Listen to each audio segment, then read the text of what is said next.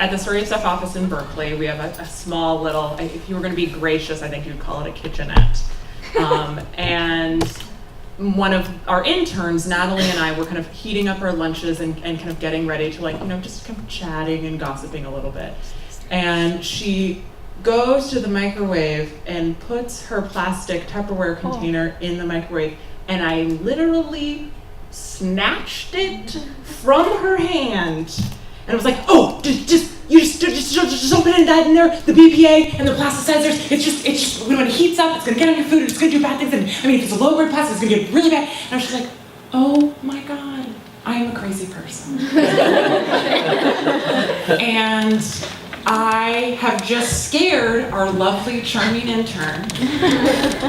And I shared this with you, I then apologized and was like, I just wanted to, I really care about you, and I just want you to know that, like, putting your Tupperware in the microwave is a bad idea, and for all of these reasons, and I'm sorry if I snatched your Tupperware away from you. And I kind of share this story because I think that it's important for us as people who get really close to this work to think about how we talk about the things that we care deeply about with other people.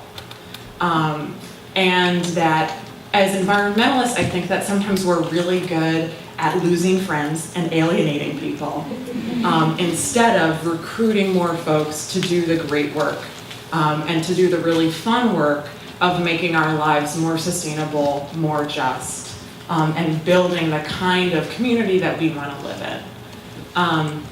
And so I think that an example of an organization that has kind of really tried to do that is the Story of Stuff. We've tried to take the stuff that's really hard to talk about, like bottled water, like toxics in cosmetics, like, you know, corporate control of our democracy, and make it accessible and open up that conversation in a way that really makes sense to people. And I know that a lot of you guys have watched our movies and are familiar with our work, but we're talking about how you make, use, and throw away stuff, and how we cannot keep doing it in the way that we're doing it, and we have to reframe the way that we're thinking about it, and we have to reframe the way that we're doing these kinds of things if we're going to be able to continue doing something as simple as living on planet Earth. And so for you guys today, I kind of wanted to share a little bit of our lessons learned that I think is going to be applicable to the kinds of work that you guys are doing on college campuses across the United States. And I also just wanted to say thank you for having me here. I really enjoy spending time with folks who are using our movies.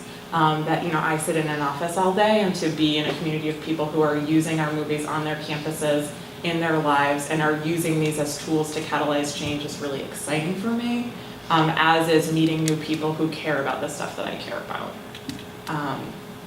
And so at the Story of Stuff, and I think you guys can identify with this, that oftentimes we spend a lot of time talking about the problem, right? That we're running out of stuff, that we're running out of forests, that there's plastics in the ocean. And I think that particularly folks of our generation, so I'm just a little bit older than most of you, I'm 27, we understand that there's a problem.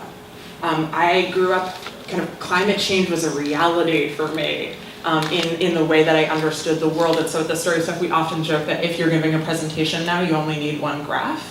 And it's this graph, and it's the graph of bad things. And you can just kind of substitute as needed underneath, whether you're talking about like rates of cancer, or like shrinking polar ice caps, or plastics in the ocean, or toxics in personal care products, that you just kind of only need one, because kind of all of the things that are going to bum you out, for the most part, the numbers are rising.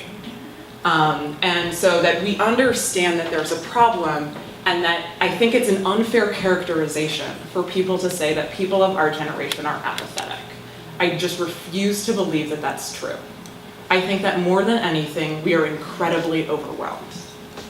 And that you have to transform that moment of overwhelm into an accessible way to participate and make change. And I think that's one of the things that's so exciting about the work that you guys are doing here, that you guys are doing on yourselves, and that you're doing in your communities, is that you're taking these really big, difficult things and you're translating them into tangible changes in your life in really exciting ways. And I think we're at a point now where it's becoming very clear that we got it right. That I think this is a Banksy piece about kind of, they were having some floods, and that like people who are non-believers, who don't believe in climate change, who don't think that we're facing environmental problems, that don't think that our escalating rates of cancer are an issue. I think that there was a while where you could kind of say, well, like, sure, the data is a little bit confusing, but we're not there anymore. And I think it's very clear that we have inherited some like big deal mondo problems. And I think that it would be easy to say that that's a bummer, but I also think that that's extraordinarily exciting, because it means that we have to rethink the way that we do almost everything. And how exciting is it to be part of the generation that gets to be the vanguard of change in this way? That we have to think differently about how we wash our hair, about how we get from point A to point B, about how we design our education systems. Like, we've got to redo these things because the way that we're doing it isn't working. And I think that it can be overwhelming, but it's also incredibly exciting. Oops. Oh, it's thinking. Still thinking. Anyways, I'm gonna skip that slide that I had there, and we're just gonna go to this slide.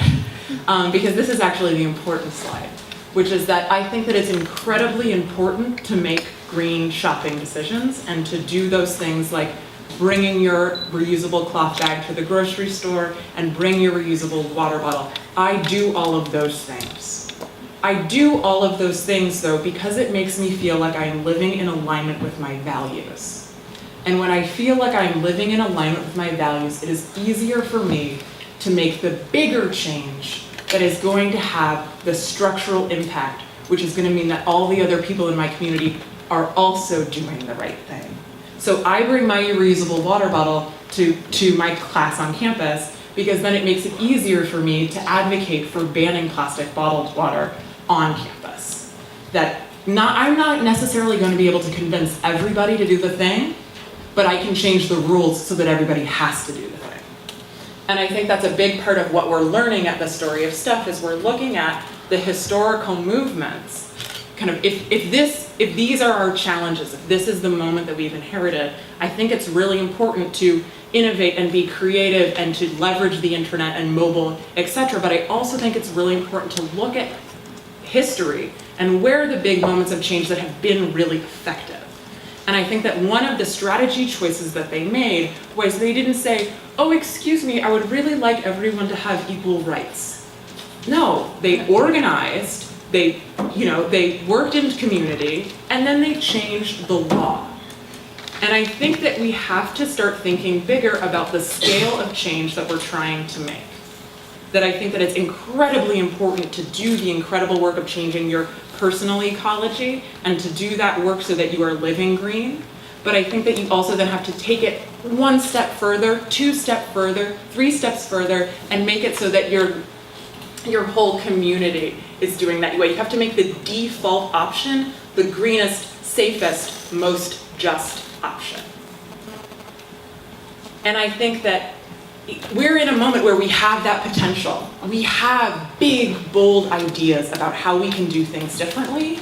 We have a community of people here who wants to see those changes happen, and now it's our responsibility to take action. And I think that one of the things that we're trying to do at the Story of Stuff is to make it so that everyone feels like they can participate in making change. And that one of the real challenges that we face when we talk about change making is I think that oftentimes people think about it as just kind of an angry activist with hairy armpits when Birkenstocks in the street. Those people are very important. I would qualify myself as one of those people. But I think that there are a lot of other ways of making change that don't necessarily get talked about in the same way. And at the Story of Stuff, we developed a Changemaker quiz, which I hope you will all take, which looks at nurturers, investigators, communicators, networkers. I happen to be a networker.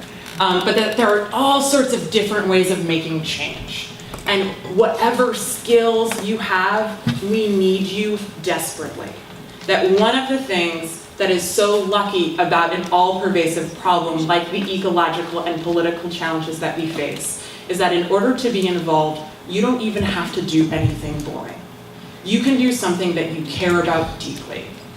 And that one of the things that's so exciting about this is that you can do the work that makes the world better and that also makes you happy. This is one of the quotes that I really like, which is, and I think of my job as this way, as the place where your deep gladness meets the world's deep need. And I think that all of us can rise to that occasion and do the work, because I am fortunate enough to have a job that I love. And I think that all of you should get that exact same choice, because not only will we be able to work together and build something bigger and strengthen these voices, but we will also then be happier and healthier, and we will save the planet. Thank you guys very much.